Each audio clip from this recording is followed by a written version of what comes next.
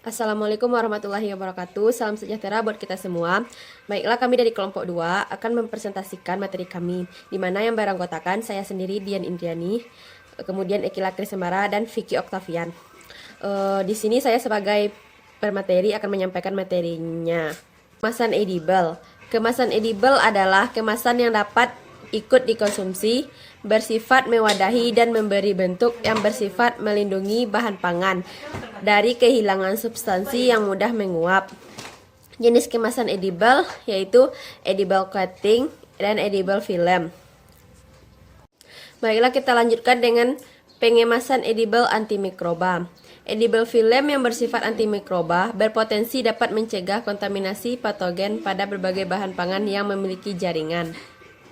Jenis bahan antimikroba yang dapat ditambahkan ke dalam matriks edible antara lain adalah minyak atsiri, rempah-rempah dalam bentuk bubuk atau oleoresin, kitosan, dan bakteriosin seperti nisin, bahan asam laktat, asetat, malat, dan lain-lain.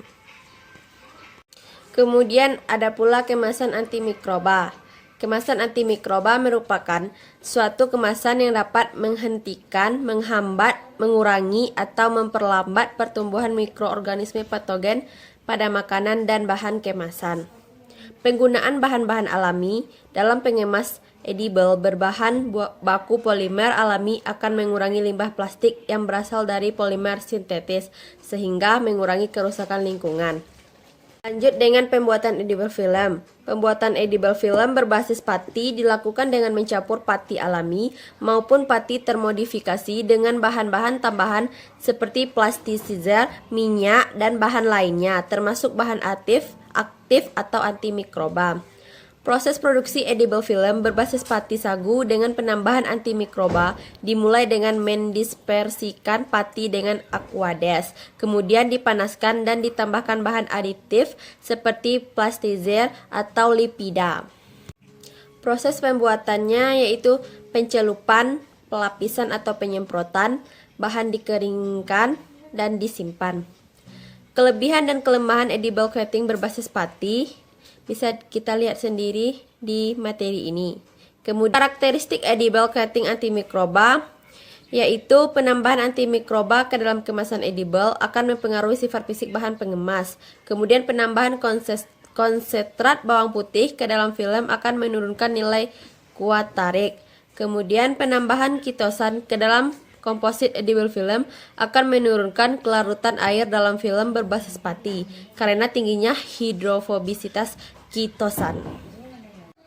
Aplikasi edible coating antimikroba antara lain telah diaplikasikan pada buah-buahan, terutama buah terolah minimal seperti pepaya dan apel, melon, stroberi, dan sayuran seperti wortel, paprika, makanan laut, dan roti.